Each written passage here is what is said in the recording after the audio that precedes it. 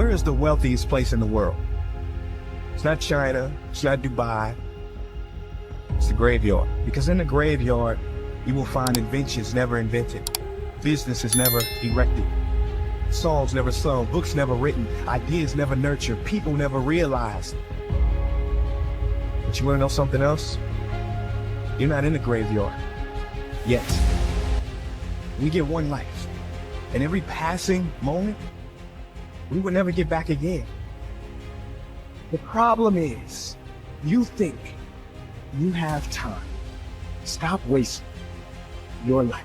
How many hours a day you waste or how many hours a week you waste. And the classic answer is something like 4 to 6 hours a day. You know, inefficient studying, watching things on YouTube that not only do you not want to watch, that you don't even care about, that make you feel horrible about watching after you're done. That's probably 4 hours right there. You know, you think, well, that's 25 hours a week. It's 100 hours a month. That's 2.5 full work weeks. It's half a year of work weeks per year. And if your time is worth $20 an hour, which is a radical underestimate, it's probably more like 50 if you think about it in terms of deferred wages. If you're wasting 20 hours a week, you're wasting $50,000 a year. And you are doing that right now. And it's because you're young, wasting $50,000 a year is a way bigger catastrophe than it would be for me to waste it, because I'm not going to last nearly as long. And so if your life isn't everything it could be, you could ask yourself, well, what would happen if you just stopped wasting the opportunities that are in front of you? You got to be very intentional and deliberate. The stuff that you're dreaming about, the stuff that you want to happen, it's not going to happen by osmosis. Like, you got to get up and you got to go after it. And what the devil wants you to do, what the enemy wants you to do, is get distracted and focus on stuff you shouldn't be focusing on. He wants you to stay in bed. What he would love to do is for you to waste these next 2 or 3 weeks. People spend time waiting for when the time is going to be right.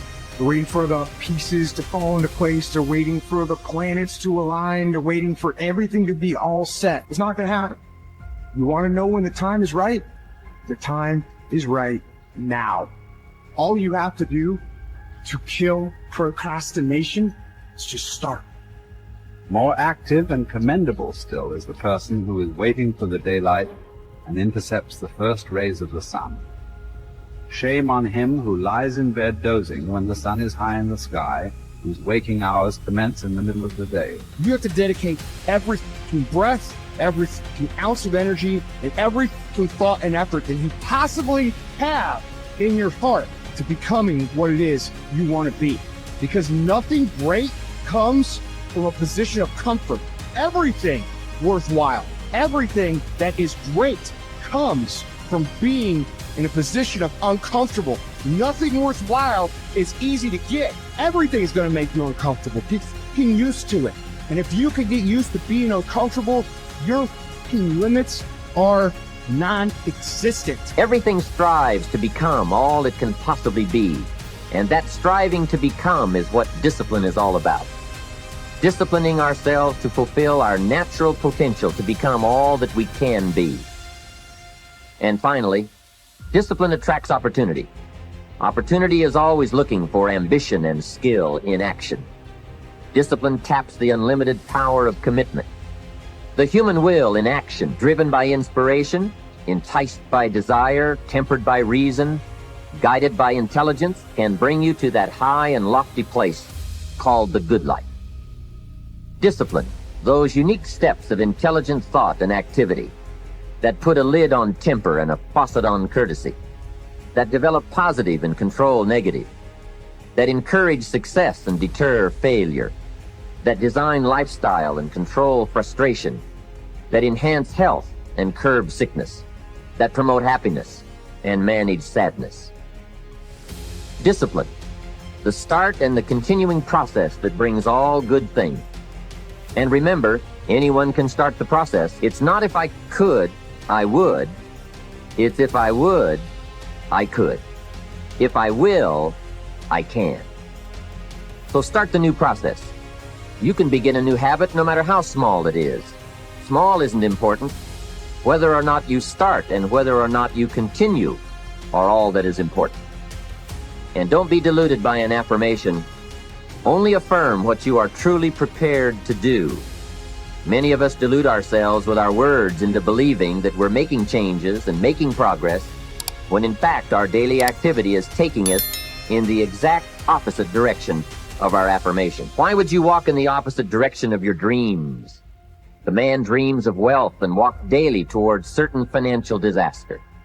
The man wishes for happiness and thinks the thoughts and commits the acts that take him to certain despair. So to have a prosperous life, start a prosperity plan. To become wealthy, start a wealth plan. Remember, you don't have to be wealthy to have a wealth plan. A person with no means can have a rich plan. If you are ill, start a health plan. If you don't have energy, start an energy plan. If you don't feel good, start a feel-good plan. If you're not smart, start a smart plan. If you can't, start a can plan. If you haven't, start a have plan. Anyone can.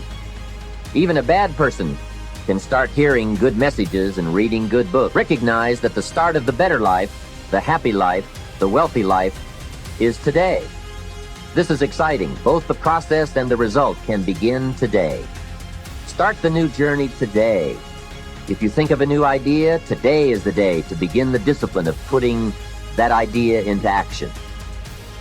Set this day up as a long, busy, exciting start for your new life. Get your first book for your new library today. Begin your new practice of setting goals today. Start clearing out a drawer of your new orderly desk today. Start eating an apple a day on your new health plan today. Put some money in your new investment for fortune account today. Start reading with intensity for your new wealth of mind plan today. Write a postponed letter today.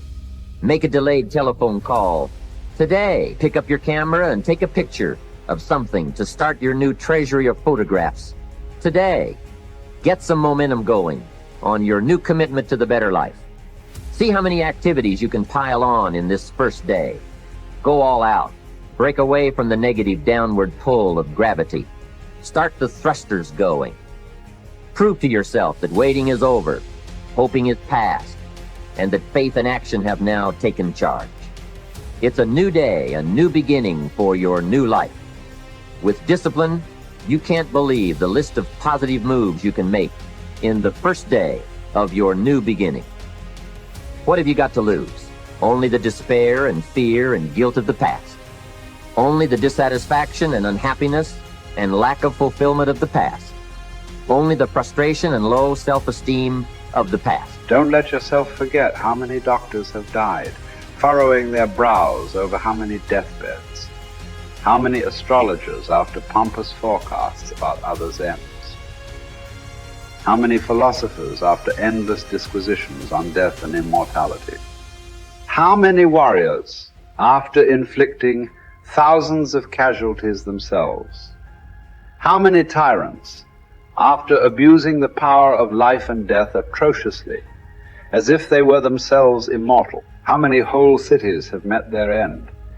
Haile, Pompeii, Herculaneum, and countless others. And all the ones you know yourself, one after another.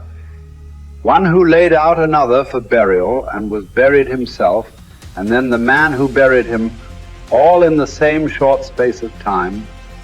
In short, know this. Human lives are brief and trivial. Yesterday, a blob of semen. Tomorrow, embalming fluid, ash. To pass through this brief life as nature demands. To give it up without complaint. Like an olive that ripens and falls. Praising its mother, thanking the tree it grew on.